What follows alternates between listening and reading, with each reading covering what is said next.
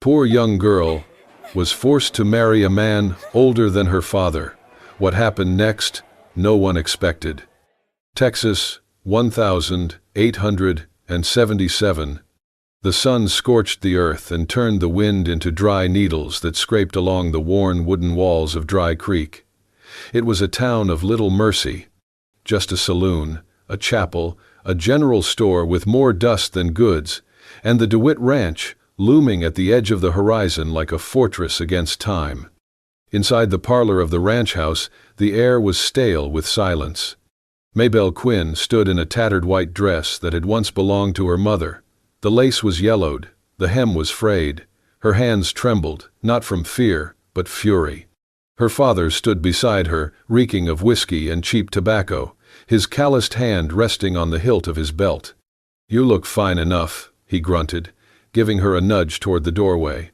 "Do not embarrass me." Maybelle's jaw tightened. She did not look at him. Instead, her eyes locked on the door ahead, where beyond it, a man older than her father waited to claim her. Outside, a modest crowd had gathered. Dust clung to boots, bonnets, and beards. Ranch hands, townsfolk, and curious drifters all watched as the bride stepped forward onto the wooden platform that creaked beneath her bare feet in borrowed shoes. Warren DeWitt stood tall at the end of the aisle. He wore a black coat, simple and clean, with his wide-brimmed hat in hand. His face was unreadable, carved by sun and silence. At 42, he was the most powerful man for miles. His cattle fed the town, his water kept it alive, but he carried himself not like a king, but a man burdened by ghosts. The preacher raised his Bible. "Dearly beloved, we are gathered here today." The words blurred. Maybelle heard nothing but the thrum of blood in her ears. Her heart pounded like a war drum.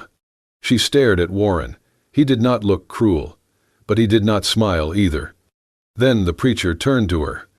"Do you, Maybelle Quinn, take this man?" A sudden clang of metal on wood. Gasps rose from the crowd. Maybelle had pulled a knife from the folds of her dress and slammed it into the table before her. The blade stuck, quivering. "I ain't no horse to be traded for a stack of debts," she said, voice sharp and shaking. "I will not be bartered like cattle. I ain't a coin in a drunk man's pocket." The preacher froze, hand still mid-air. Maybelle's father took a step forward, red with rage. "You little—" Warren raised a hand. "Let her speak." All eyes turned to him. He stepped forward slowly, placed his hat on the table beside the trembling knife, and looked straight into Maybelle's eyes. "I do not want you to be my wife because you owe me," he said, calm and measured. "I want you to stay because you choose to." Silence fell like ash over the gathering. Even the wind seemed to hush. Maybelle blinked, her throat tightened, her hand, still clenched, loosened slightly. She stared at the man before her. Not a tyrant, not a savior, just a man who had offered something she had never been given. A choice. The preacher cleared his throat.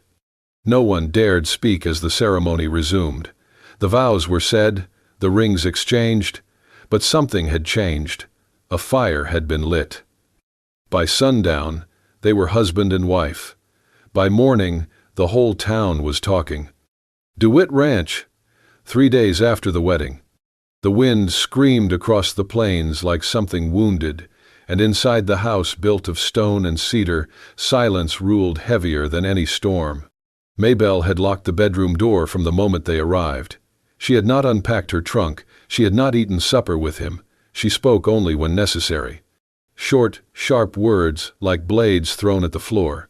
She'd broken a vase the first night, slammed the door so hard it shook dust from the rafters. Still, Warren said nothing. He gave her space.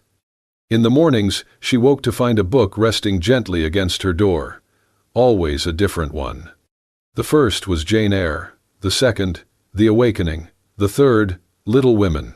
All of them were about women. Fierce, complicated, bold. Women who fought for their voices in a world that never asked what they wanted. She did not open them at first. She kicked them aside. But by the fourth morning, she paused.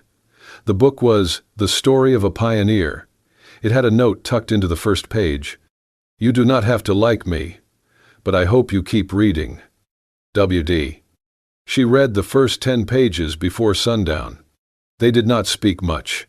At night, she heard him walk past her door, the floorboards creaking once, twice, then falling still.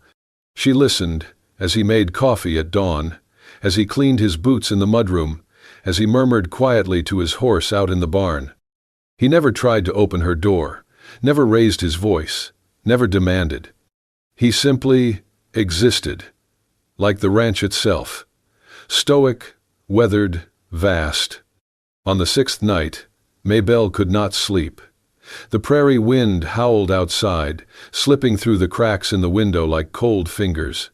She pulled the blanket tighter, but her mind raced.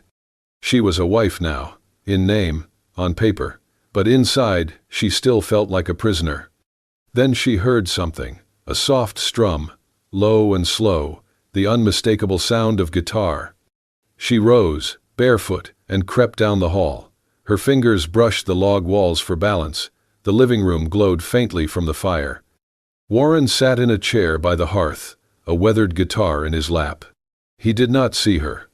He was lost in the music, his eyes half closed, face soft, almost gentle. The tune was melancholy but strangely tender.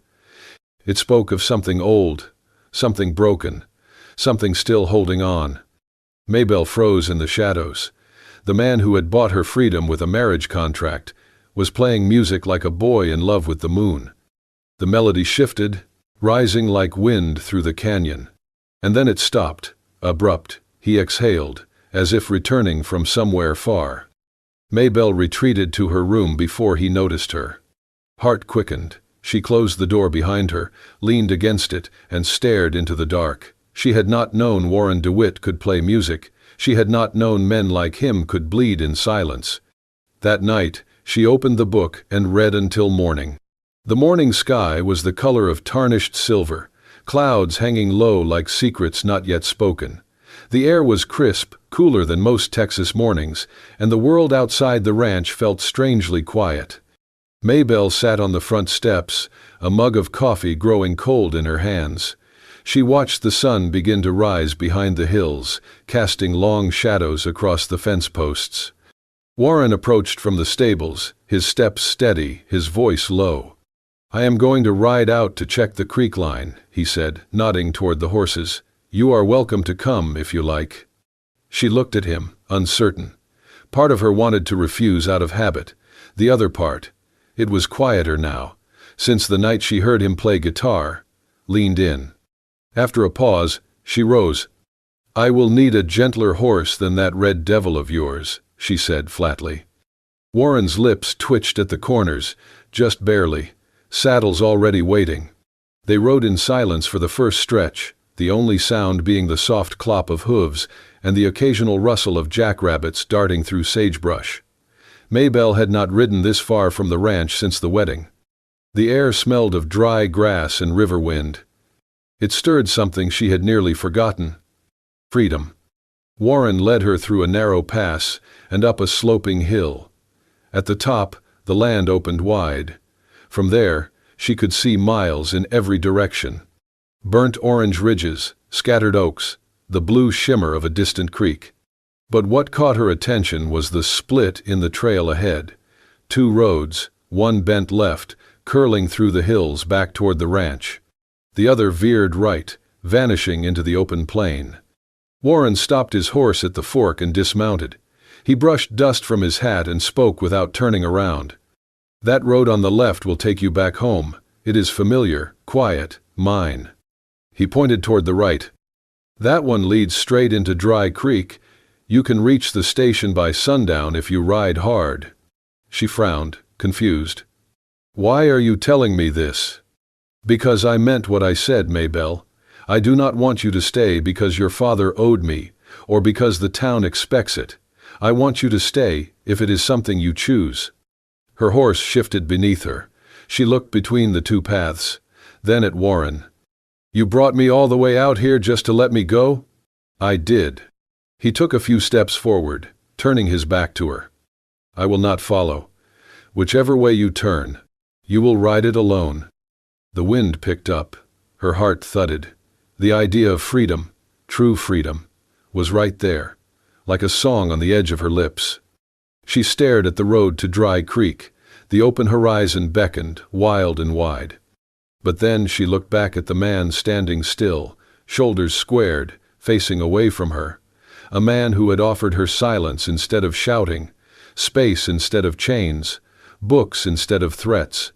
A man who had waited, without question, for her to decide. Maybelle tightened her grip on the reins. Slowly, purposefully, she turned her horse toward the left path. Warren heard the hooves shifting. He turned just enough to meet her eyes. She said nothing. He said nothing back. But something passed between them, a quiet understanding, a thread beginning to weave.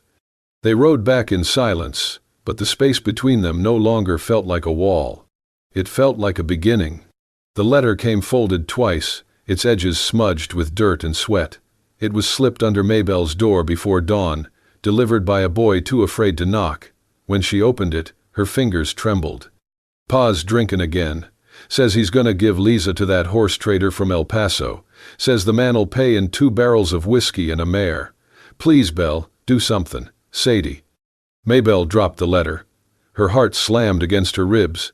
Liza, her little sister. Only 14, just a child. She did not put on her shoes. She did not brush her hair. She ran barefoot through the hallway, down the stairs, and burst into the barn where Warren was feeding the horses. "Warren," she gasped. He turned quickly, startled by her face. White as linen, lips trembling. "He's selling her," she whispered, clutching the letter. "He's giving Liza away for 2 barrels and a damn horse." Warren's jaw tensed. "Your father?" She nodded, breath catching. "Please, I know you do not owe me anything. But I cannot let him do this. I cannot let her live what we." She choked. He stepped forward slowly, not touching her, just standing close. "Do you believe," he asked quietly, "that I would ever harm you?" She looked up, eyes wet and raw. "I do not know how to believe that," she said. "Not anymore." Warren looked away for a moment, then reached for his coat. "Saddle up." They rode hard. By midday, they reached Dry Creek. The streets buzzed with heat and voices. Word had already traveled. Quinn was trading his youngest girl for liquor and a roan mare. The townspeople gawked as Maybelle and Warren strode up the main road. Her father was outside the saloon, laughing with the horse trader, a heavy man with stained teeth and a cigar. Maybelle leapt off her horse. "You will not touch her," she shouted. "She is a child." Her father turned, blinking in surprise. "Well, well, look what the wind blew back. She is not yours to sell. I fed her, clothed her, raised her. I can do what I please with what's mine." Warren dismounted and stepped between them. The crowd began to gather, men leaning against posts, women peering from porches.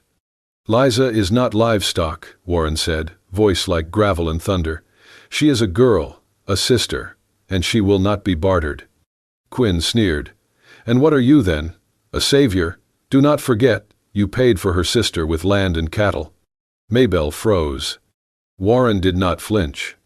"I bought a chance for her to choose," he said, "and I waited for her to choose me. That is the difference." A long silence. Someone in the crowd muttered, "That true, Miss Maybelle." She looked at them. All the faces. She had never been more exposed in her life. And yet, "Yes," she said, voice steady. "He gave me what no one else ever did, a way out, and the right to say no." The horse trader stepped back, muttering something about not wanting trouble, and slipped away down the road. Quinn's face turned a dangerous red. "You ungrateful little." Warren stepped closer. "You come near either of them again," he said, voice low and unshakable, "and I will make sure there is not a soul left in this town who will deal with you." The crowd murmured. No one stood with Quinn, not anymore. He spat on the ground, then stumbled into the saloon. Maybelle exhaled, her knees weak. Warren turned to her. "You all right?" She nodded, Then, for the first time since their wedding, she reached out and touched his hand. "Thank you," she whispered. Around them, something shifted, and Dry Creek began to see Warren DeWitt not as the man who bought a bride, but the man who returned a girl her voice. The trail home was quiet, draped in the fading gold of late afternoon. The horses moved slowly now, their pace unhurried, as if sensing the tension between their riders had changed. The urgency of the day had burned off with the heat, leaving behind only dust, long shadows, and thoughts that stretched like fence wire across the heart. Maybelle stole a glance at Warren as they rode. His frame sat tall in the saddle, but there was a weight to his posture, one that had nothing to do with age or exertion. It was the weight of something carried too long, too deep. When they reached a bend in the trail overlooking a dry creek bed, Warren pulled his horse to a stop. The sun dipped lower, turning the sky above them into a wash of rust and honey. "We will rest here a moment," he said, his voice rough from wind and weariness. He dismounted stiffly, his boots hitting the ground with the sound of finality. Maybelle followed, swinging one leg over and sliding to the ground. Her legs ached, but her mind was far from tired. She found a flat stone and brushed her skirt aside as she sat, the fabric still warm from the Sunday. Warren stood nearby, hands resting on his belt, gaze fixed on the distant line of trees that marked the edge of someone else's land. "I was not always this way," he said, voice low. Quiet, guarded. Maybelle glanced at him but did not interrupt. "I was married once, you should know that." Her head turned fully now, her brow furrowed. He still would not meet her eyes. "Her name was Clara. She was 16. I was 30. It was arranged. Two old men deciding what a union was worth. She never said no, but she never smiled either." He paused. "She painted birds, everywhere, on the pantry door, on the windowsills, on the side of the chicken coop, even. She tried to bring life to that place. I thought I was being good to her. I gave her land, clothes, security." He gave a short, bitter laugh. "But I never asked her what she wanted, not once." Maybelle felt her chest pull tight. "One winter," he continued, "I came home late from a supply run. It had snowed hard, quieting everything. Too quiet. I found her in the snow behind the barn. She had drunk a bottle of laudanum. She was still wearing the scarf I gave her for Christmas." His voice cracked. His eyes, when they finally lifted to meet hers, were no longer stone. They were shattered glass. "I buried her myself. Dug the grave with my own hands. No preacher, no guests, no one came. I told myself I would never marry again. Not unless the woman could walk in freely, and walk out the same." He sat down heavily on a nearby log, his shoulders slack, elbows resting on his knees, eyes cast downward. "I did not kill her, but I caged her with my good intentions, and the cage did the rest." Maybelle sat quietly, hands in her lap, heart aching. The wind whispered through the grass, brushing her cheeks like fingers she could not see. She reached into her pocket and pulled out a small handkerchief, aged cotton, faded pink stitching in the corner. Her mother's, one of the few things she had taken when she left home. Without a word, she rose, crossed the space between them, and knelt down beside him. She placed the handkerchief in his palm. Warren looked at it, then at her. He said nothing. Neither did she. They sat there as the sky turned from gold to violet, and the hush of dusk settled like a quilt around them. And in that silence, something old, something broken, began, quietly, to heal. The night was moonless, but Maybelle's resolve burned like wildfire. She stood in front of the cracked mirror in the back of the ranch house, binding her hair beneath a tattered scarf. Her dress was plain, dirty by design. She smeared ash across her cheeks, dulling the glow of her skin, masking the shape of a woman born for better things. In her satchel, a tin of kerosene, matches, and a stolen kitchen knife. She would not wait for Warren this time. She would not ask him to fight her battles. Tonight, she was going to face her father herself. The saloon in Dry Creek was rowdy by midnight, thick with cigar smoke and cheap whiskey. Music played from a broken piano, and laughter spilled out onto the street. Upstairs, the song Bach, illegal but well known, roared behind a locked door. Maybelle slipped in through the back, walking with a limp to disguise her step. No one looked twice. Another girl looking for coin, another shadow in a house full of ghosts. Inside, men threw dice and passed money between calloused fingers. Her father's voice rang out from the far end, drunk and loud, barking at Liza to fetch another bottle. Her little sister, pale, trembling, no longer a child. Maybelle clenched her fists. She made her way to the back room where the ledgers were kept, where the debts were written and lives were ruined. She slipped inside when no one watched. The book was there, thick, stained, filled with names and numbers. Her father's signature littered the pages like rot. She poured the kerosene slowly, every corner, every page, and then struck a match. The fire whooshed to life like it had been waiting. A shout rang out behind her. "What the hell?" Men stormed in. Maybelle tried to run, but one grabbed her wrist. She twisted, kicked, screamed. But they dragged her into the main room, fire licking behind them. "Thief!" someone yelled. "Spy!" Her father shoved through the crowd, red-faced. "You again? You just don't learn, girl." He raised a hand to strike her. But he never got the chance, because the front doors burst open and Warren DeWitt stepped inside. He did not yell. He did not draw a gun. He simply walked forward, slow, steady, like the law of the earth itself. He looked at her father, then at every man in the room. "If you were men," he said calmly, "you would not let a child be sold like cattle. You would not let a girl risk her life to undo what you built in shame." No one spoke.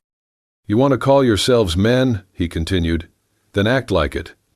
The silence deepened. Even the piano player stopped mid-note. Her father lowered his arm, jaw trembling. One by one, the others stepped back.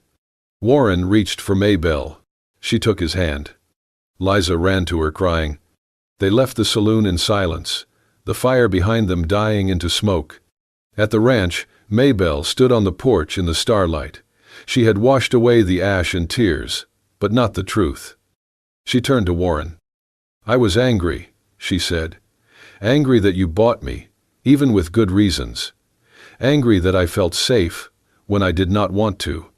He said nothing, only watched her with that calm, patient strength she was beginning to trust. She stepped closer. "But tonight," she whispered, "I stood on my own, and when I did, I knew who I wanted to stand beside me." She reached up, touched his face, and kissed him. Soft, certain, free. Then she pulled back and looked him in the eye. "I choose you, not because I have to, because I want to." And under the stars of Texas, for the first time, they smiled together. The days that followed settled into a rhythm as natural as the wind sweeping across the plains. Gone were the locked doors and cold silences. Maybelle no longer avoided the house or the man who lived in it. She rose before the sun, pulled on her boots with laces frayed from use, and made her way to the barn, where the smell of hay and horses replaced the weight that once sat in her chest each morning. She learned quickly.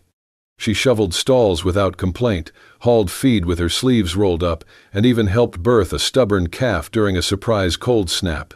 The ranch hands, grizzled men with calloused fingers and wary eyes, watched her at first with suspicion, but by the end of the first week, they began to nod at her in quiet approval. One even tipped his hat. She didn't need their praise, but she took it like warmth on her skin. Soon, she began carrying a small ledger in her apron pocket. She tracked expenses, feed schedules, and grazing rotations. Warren never asked her to. He simply noticed one evening that the numbers on the kitchen table were cleaner, tighter, easier to read. He said nothing. But the next morning, a new fountain pen appeared beside her plate. By dusk, she and Warren would sit on the porch, sometimes reading aloud, sometimes in companionable quiet. He carved small wooden animals with a knife she hadn't seen him use before. She read everything from philosophy to plant science. She even started leaving books on his chair when he forgot to bring one out.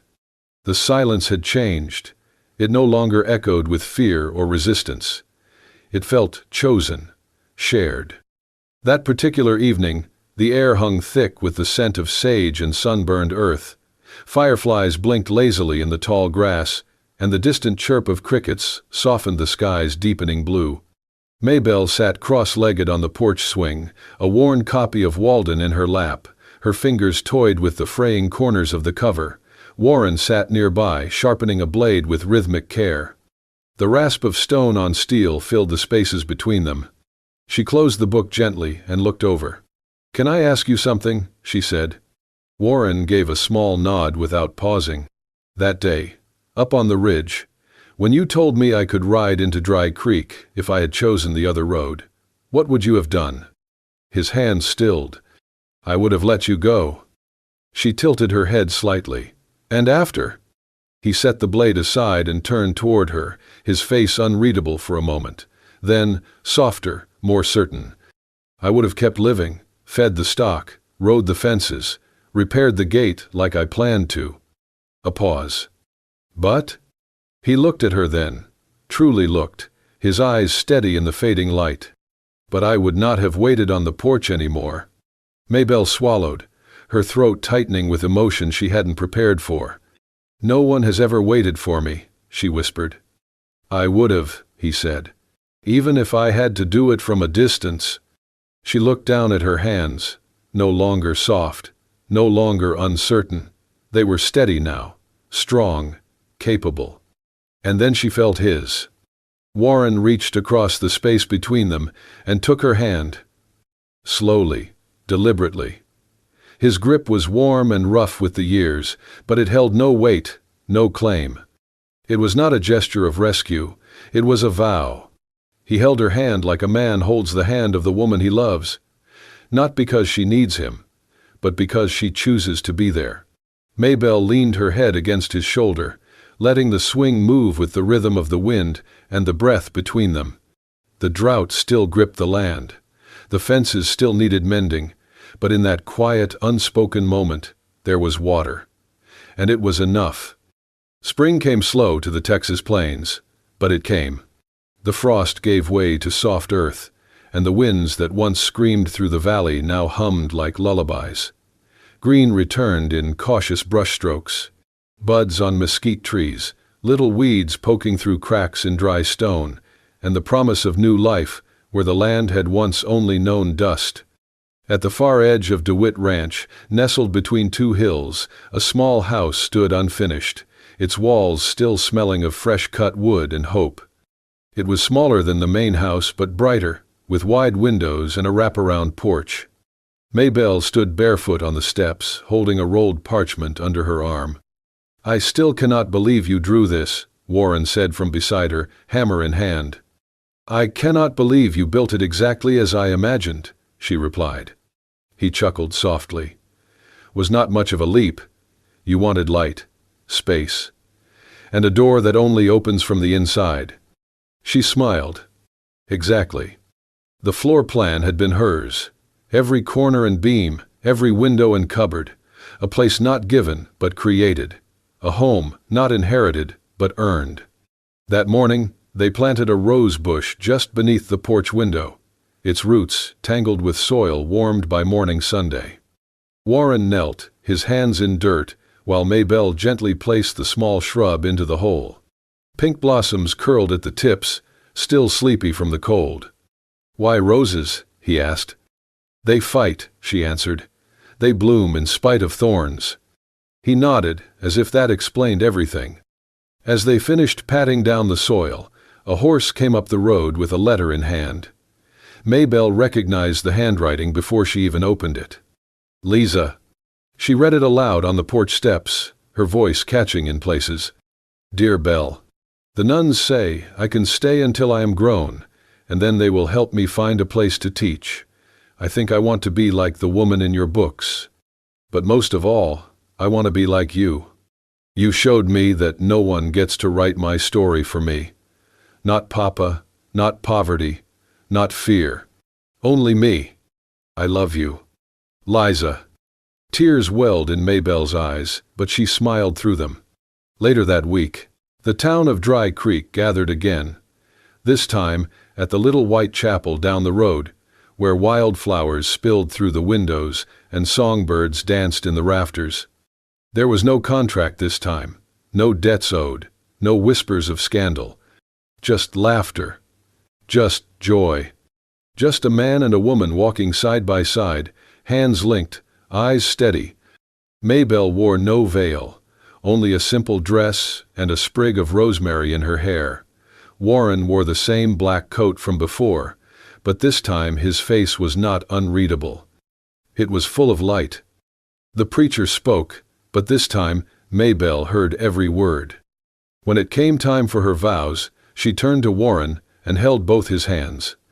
"I used to think I was just something passed between men," she said. "A weight, a burden, a trade." She looked into his eyes. "But then you stood still, and you waited. You let me choose." She took a breath. "From this day on, I am no longer the girl who was given away." A pause. "I am the woman who chose you." The chapel went silent, and then rose with applause. Outside, under a pale sky filled with songbirds and sunlight, they walked back to their new home together. And in the soil, the rose bush began to bloom. And so, in a land carved by wind and silence, where women were often silenced and love was rarely free, Maybelle Quinn chose not just a man, but her own future. From a forced bride to a fearless woman, she became more than just someone's wife. She became the author of her own story. If this story touched your heart, don't forget to like and subscribe to Wild West Love Stories. We share unforgettable romances from the American frontier, where love defied the rules and courage wrote its own ending. Tap the bell to never miss a tale of passion, grit, and redemption in the Wild West, where bullets missed but hearts didn't.